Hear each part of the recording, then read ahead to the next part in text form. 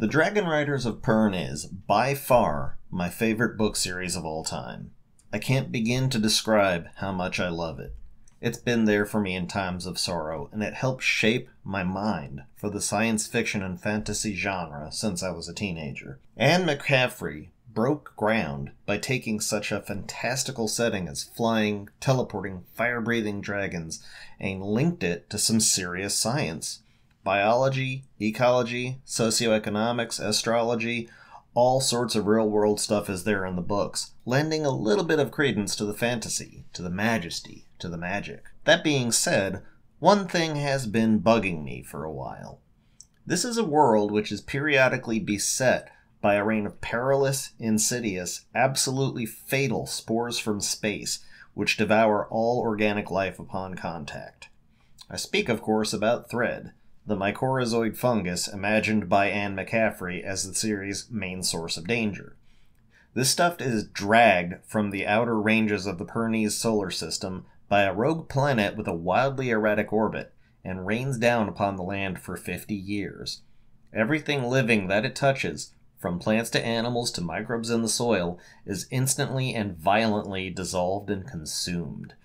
To deal with this crisis, the colonists of Pern created sapient and sentient dragons from indigenous fauna. Every time thread falls, the dragons are out there, flaming it from the sky and protecting the people and the land below. One would think that thread would be the single greatest threat to the ecology of Pern. What if I told you that it wasn't? What if I told you that the greatest threat to the long-term viability of a Pernese ecology is not the mindless organism from space that destroys everything it touches? What if I told you that the single most damaging influence upon all life on Pern is in fact the dragons? I'm sure anyone listening who knows about Pern is already typing angry comments below, but hear me out. I'm going to support my claim with the one thing that Anne McCaffrey prized above all else when writing a large portion of her books. I'm going to support my claim with science. The fundamental rules of ecology are based upon one thing: transfer of nutrients. In a nutshell, ecology is about looking at atomic and molecular components conducive to life and seeing how they trade hands between all the members of an ecosystem. When an apex predator dies, all of the chemical components which were a part of its body are broken down by various other life forms, from scavengers to microbes to fungi. Those chemical components are then transferred into the soil when the life forms which consumed it have passed on. The soil feeds new plant growth, which in turn feeds herbivores, which in turn feed carnivores and omnivores, and then the whole thing starts over again. It is the circle of life. One thing that influences the economy of micronutrients is the availability of said resources upon the planet. It is an axiomatic principle that matter can neither be created nor destroyed. It can only change form. Of course, that principle applies mainly to subatomic particles, such as protons, neutrons, and electrons. The atoms which those particles form will not cease to exist until the final heat death of the universe. What I'm trying to say is that every single molecular micronutrient and molecule which is currently present on Earth has always been on Earth and will always be on Earth. Whether it is digested, decomposed, or fossilized, the atoms and the micronutrient molecules those atoms form are still present. They cannot go away. They can only be passed on from life form to life form in the endless cycle of metabolism that makes life possible. Of course, this is a big universe, and the laws of physics allow for an almost infinite diversity of possible things based upon the conditions in any given space or time. One thing that is certain, though, as Pern is a parallel Earth, resources negligible, we must treat it as if it obeys the same laws of physics that Earth does. We must apply Earth's rule of the ecosystem to Pern. If we do not, then the premise of humans colonizing the world to create an agricultural-based society would not be viable, scientifically speaking. Let's take a look at thread's impact upon the ecosystem of Pern. In the prequel short story which opens up the book Chronicles of Pern, the survey team comes down to the planet for the first time. They mark it habitable and suitable for agrarian interests only after a relatively short analysis.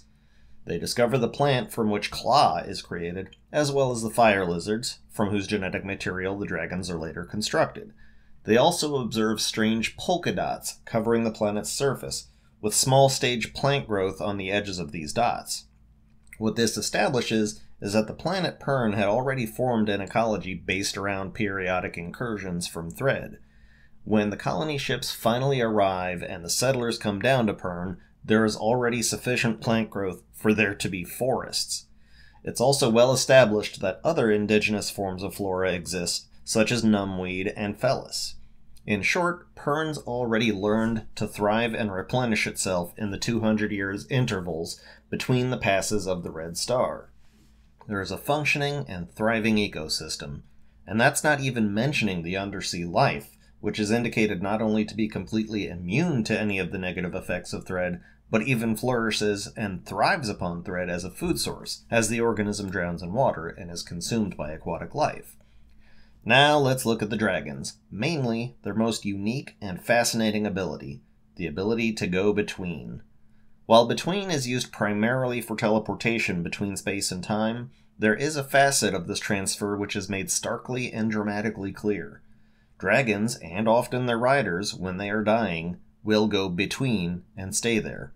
They will not come out on the other side. They are gone from the physical world forever. Therein lies the problem. We can only assume that between is another dimension of space-time, a dimension which mankind can only theorize but cannot experience.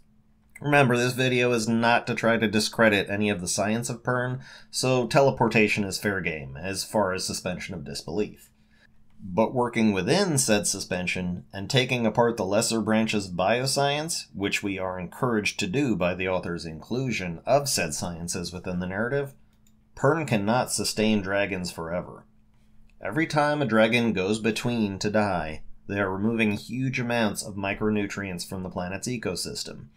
Each individual dragon ranges from between 15 to 45 feet long from tail to snout, and 10 to 30 feet tall from toe to wingtip. These are gigantic beasts.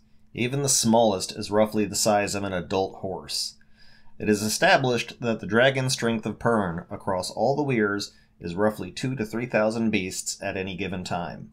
No dragon lives longer than their human partner, so we have to assume a maximum lifespan of roughly 90 years, because the earliest impressionable age for a human is roughly 10. A great deal of the dragons live far less time than that during a pass. Most riders are in their mid to late teens or early 20s when they begin fighting Thread, so you have a large chunk of the draconic population dying from Thread fighting related causes. Every time a dragon goes between to die, the entire mass of that dragon is permanently removed from Pern's ecosystem. Every atom, every molecule, every possible micronutrient gone. If we break it down into generations, 2,500 years of Pern's entire ecological history has had dragons, and within 2,500 years, roughly 100 human generations would have passed. 2,500 years of dragons dying and going between, 100 human generations of their riders going with them, taking their own atoms with them. So that's statistically a rough equivalent of 1-to-1 on dragon and human deaths, all being removed from the world.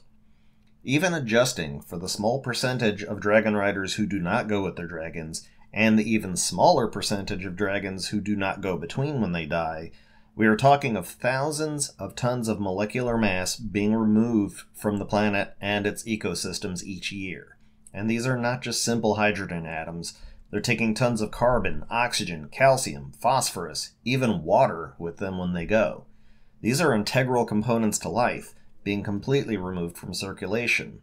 That's a lot. Now, obviously I'm going to account for other factors, but this gets even more incredible. There is one stabilizing component which keeps nutrients flowing in to Pern's ecosystem: Thread itself. That's right, the inimical and mindless life form, which devours all life upon contact, is nevertheless made up of biological components itself. Every threadfall upon the planet is seeding the world with its own mass.